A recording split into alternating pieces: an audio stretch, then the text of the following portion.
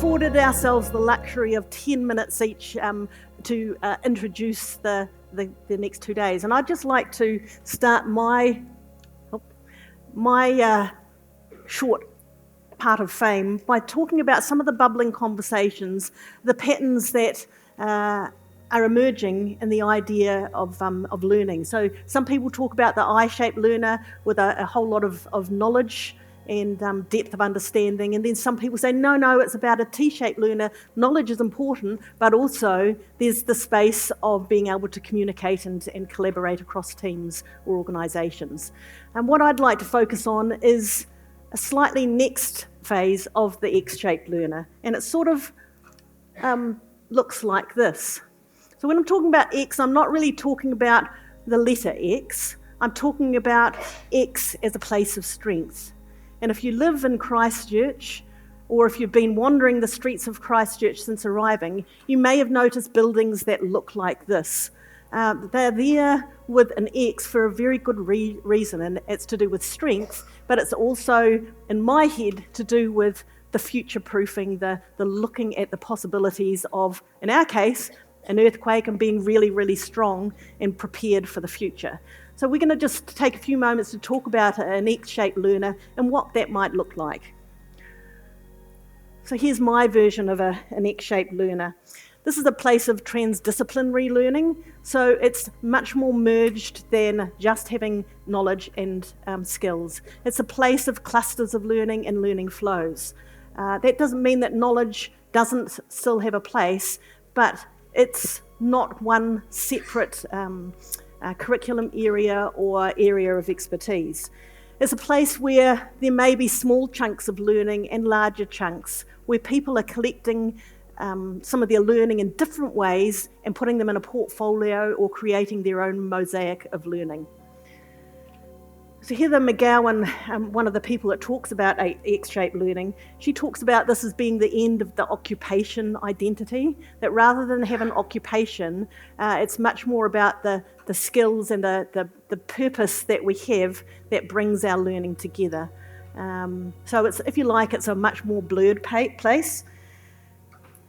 You'll see that in the X, there's a bit of humanity and a bit of technology. And for us, that's one of the reasons for this conference, is that we see the rise of exponential technologies and know that some people don't even know that it exists or what place it might have in the future of learning. So as the technology increases, it can have a really important part in the future of learning, and you'll hear from speakers talking about that in their areas of expertise. You'll also know that there's a huge upswing in things like EdTech. But of course, if you have technology and learning, that doesn't mean it's always good.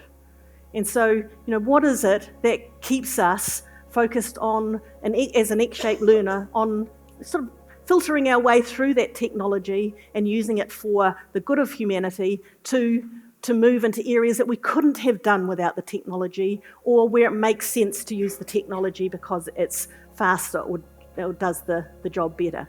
The other part, though, you'll see in the middle there's a tree, and I'd like to also hat tip to the work of David Clifford, who also talks about an X-shaped learner, but from a very much a point of relationships and equity. And so in the X-shaped learner, that place is a critical place for us all to be. If we don't have the uniquely human part in the X-shaped learner, then what are we here for? So each of us is learning in different ways. And if we're looking at a much more sort of merged way of thinking, and we consider that X is us, so what does that mean for us collectively? Well, maybe it looks a little bit like this. Someone tell me what this is? A fence. Could be. Yep. Yeah. So it's a tuku panel. It's a Maori form of art. And this particular design is the potama. And a potama is the sort of the levels of learning or achievement, and I guess the lifelong striving to move upwards and forwards. I think this is a really important shape for me. It does require persistence to complete a tuku panel and a heck of a lot of patience. So if we just look at that a little bit closer though, you'll see that if you were an X-shaped learner and you put yourself together with a whole lot of other X-shaped learners, that it forms something much stronger. So this is the story that's created through the tuku. And if you imagine that you're one of those crosses and that to create the tuku panel, you've got someone on each side of the panel threading the thread through and working together, having conversations as you're doing that and building the knowledge and strength together. This for me is the power of an X-shaped learner, but of an X-shaped learner collectively, that's where we have our strength. So that's one sort of pattern of an X-shaped learning, but let's just look at another pattern. This one's a technological pattern from the work of FoLNZ19. So completely different, moving into a future space. In this space, this is a learning taxonomy and that I quite like, that comes from FoLNZ19 out of Australia. And the reason that I like it is because it's a taxonomy that's available for you to use, but it's also a taxonomy that's available for you to contribute to. So you can go onto GitHub and you can contribute. So it's a living, growing part of learning rather than something that's static. What I also like about this is this started using machine learning. So it was the machine learning that crunched the data and looked for big patterns and did that piece of work. But after that, it was actually the humans that then made sense of the patterns from a uniquely human perspective. It was the humans that made it fit for the context of a particular environment. And so for me, this, in terms of X-shaped learning, represents the mix of humanity and technology. And if you look at those patterns and you go onto the site and click on one, it gives you a lot more information about that particular learning trend. So it's always up to date. But there's more to that. And at the top of each area, each one of those colours represents, I guess, a different pattern or trend from the research. And I think, for me, that's a really important thing, because you may have come because you've got a particular interest in experiencing learning or assessment and verification. So you might have some sort of depth in learning, but actually when I looked at these patterns, this was sort of what it looked like for me.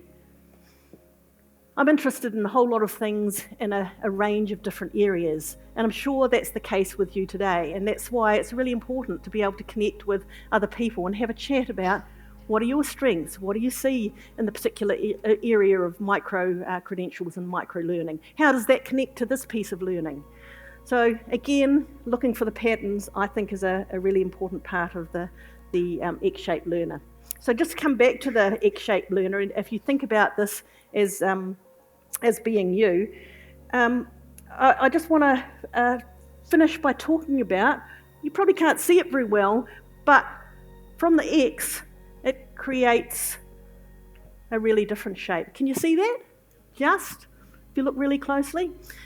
This is the important space for me, because this is about the expanded now. This is the place where we bring the past. So if we go back to the past over here, the extended now is the place where we connect from the past. In other words, our tuakana strengths, our stories, our history, the things that we bring to this place. And we think about that in terms of the tuku panel, but it also connects through our core centre to another place. And that's the place I'm really interested in today. It's the place of the future. It's the place of listening to the speakers today and looking for the opportunities, scanning the future, and taking on the tainer role, the role of the student or the learner to find out things that you didn't even know existed. And this is the place maybe of technology, but pushing into the future so that we continue to learn together. And bringing that together, for me, is that centre point. That's the tūranga waiwai, the place of centering that we have as our belonging place. Again, was from recent TEDx, where TEDx and Matapulpuri combined and created this beautiful tukutuku panel that is behind my tūranga waiwai in this place. So my hope for you over the next 2 days is that you become deeply ingrained in your tūranga waiwai, that you have your own strengths to reinforce because you bring those with you, but also that in particular you stretch into the future and learn some new things that hopefully you can take away and maybe become a positive deviant in, and certainly some new relationships that can form like Hamish and I formed to bring you the future of learning. So enjoy the next 2 days, have lots and lots of conversations, and I'm going to hand over to Hamish.